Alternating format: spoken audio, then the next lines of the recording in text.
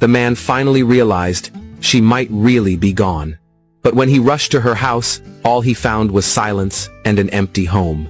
Meanwhile, the woman was calmly discussing her wedding plans with the most powerful tycoon in the city. The tycoon asked for her opinion. Should they invite the man's family? The woman smiled coldly. If I'm marrying you, she said, everything is up to you. Back at home, the man received a wedding invitation from his father. He glanced at it with disdain, thinking it was just another meaningless social event. But what he didn't know, the bride, was the woman he had once heartlessly abandoned. As he left, his father warned him, the man behind this wedding is someone we cannot afford to offend.